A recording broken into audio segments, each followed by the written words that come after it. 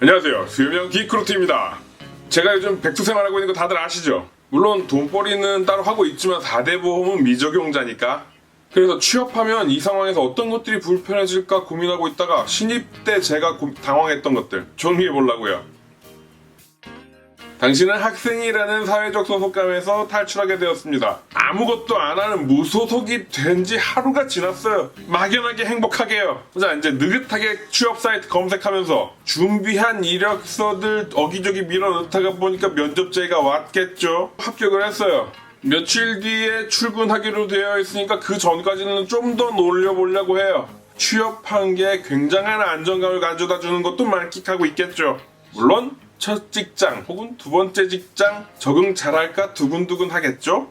자, 축하드립니다. 그럼 심리적 압박감, 경제적인 압박감에서 해소를 하면서 맞바꾼 현실은 어떤 거야 불편해지는지 한번 보시죠. 첫 번째, 이제 은행과 관공서는 점심시간에만 가셔야 될 거예요.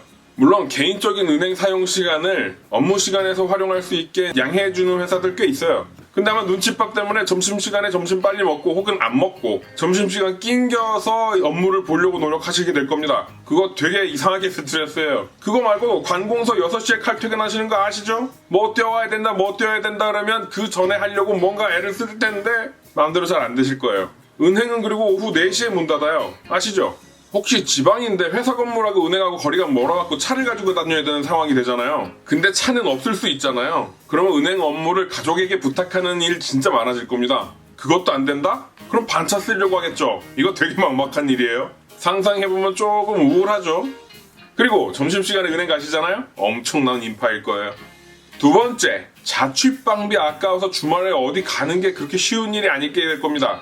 회사가 만약에 멀어가지고 자취를 하게 되시잖아요. 그 앞에 서울 기준으로 해서 보증금마다 다르긴 하지만 월세 50, 60 정말 쉽게 올라갑니다. 근데 그거 예금 아니고요. 진짜 처음 보는 아줌마, 할머니, 아저씨들에게 그냥 주는 거예요. 출퇴근한다고 아침 7시에 나왔고 퇴근하면 한 8시, 9시쯤 되겠죠? 씻고 밥 먹고 TV 보다 잠들면 그 다음날 아침 또 7시에 일어나서 출근을 하시게 되겠죠? 그렇게 5일 정도 지나서 주말이에요. 약속 있다고 나가는 순간 가성비 완전 말짱 꽝인 상황 나옵니다. 일본 연예인 중에도 자기 집 산 게 너무 집세가 아까워가지고 주말에 어디 안 가고 집에만 있는데요. 어디 나가서 놀면 집세가 너무 아까우니까 진짜 그렇게 될 수도 있어요. 그리고 나가면 다 돈이죠. 세 번째, 이제 잠을 비롯한 육체적 자유는 끝났습니다. 프로가 되었으니까요. 이제 진짜 진심으로 밥 안 먹고 책상 앞에 엎드려서 1시간 자는 거 그거 꿀 같은 날이 올 겁니다. 늦게 게임이나 뭐 영화 이런 거를 진짜 늦게까지 보고 싶은데 내일 업무를 해야 되기 때문에 잠도 안 오는데 억지로 자야 되는 상황들 오고요. 특히 이 생활들에 적응해버리신 경력자분들보다 이 생활을 새로 시작해야 되는 신입분들이 훨씬 더 상실감 꽤 느끼실 거예요. 네 번째, 혼자 있는 편안함은 혼자 여행을 가셔야만 느끼시게 될 겁니다. 학교 다닐 때 혼자 있고 싶으면 혼자 있을 수 있었던 시간이랑 또 반강제적 백수 생활을 하면 그냥 진짜 혼자 있고 싶으면 그냥 아무데도 안 나가면 되는 거죠. 입사하시고 나면 주말 끼고 혼자 여행 가야 느낄 수 있는 유니크 타임 되실 거예요. 만약에 금요일날 업무를 못 끝내서 토요일까지 뭔가 문자가 오거나 카톡이 오는 상황이 발생하면 주말도 주말처럼 느껴지지 않을 겁니다. 만약에 옛날에 제가 맨 처음 직장 갔었을 때처럼 내일은 다 했는데 팀장님의 일을 받아서 해야 되는 상황이 토요일이라 그 팀장하고 나하고만 출근을 했는데 그 팀장은 데이트한다고 딴 데 여자친구랑 놀러 갔을 때 그 넓은 3, 40명이 들어가는 사무실에 혼자 앉아서 애니메이션을 만들고 있었을 때 그런 상실감 정말 대단하겠죠. 그때가 제 신입이었어요. 내가 왜 이렇게까지 해야 하나 하는 그 현타 같은 게 막 와가지고 매시간 뇌를 두들길 겁니다. 파이팅! 다섯 번째, 식비에 대한 고민이 엄청나실 겁니다.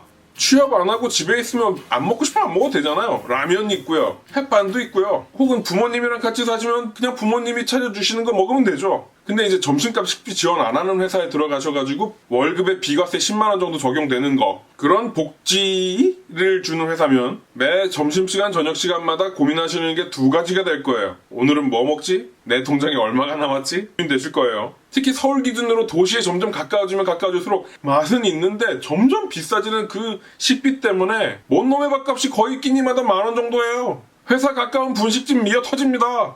여섯 번째, 입사하기 전에는 느껴보지도 못했던, 취직해서 회사 다니기 전까지는 생각도 해본 적도 없던 불현듯 비정기적으로 찾아오는 퇴사 욕구. 와우! 가끔 진짜 몸이 피곤해가지고 일어나는 아침에 출근해야 되는데 왜 오늘은 주말이 아닌가 힘들어 하시겠죠? 출근버스 지하철에서는 아직 회사에 도착도 안 했는데 지금 퇴근하고 싶은 욕구가 막 올라오실 거고요.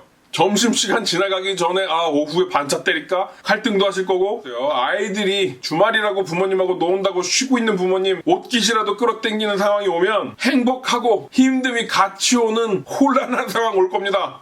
그리고 이제 생각하겠죠. 퇴사하면 아이들하고 매일같이 놀아줄 수 있을 텐데 하고 현실적 지각 능력 상황 판단 흐려지시는 순간 오시겠죠. 근데 물질 만능주의를 보편적 사회성으로 설정하고 있는 이 세상에서 정상적인 삶을 살기 위해서는 고정적이며 가능한 한 많은 수익이 필요해요.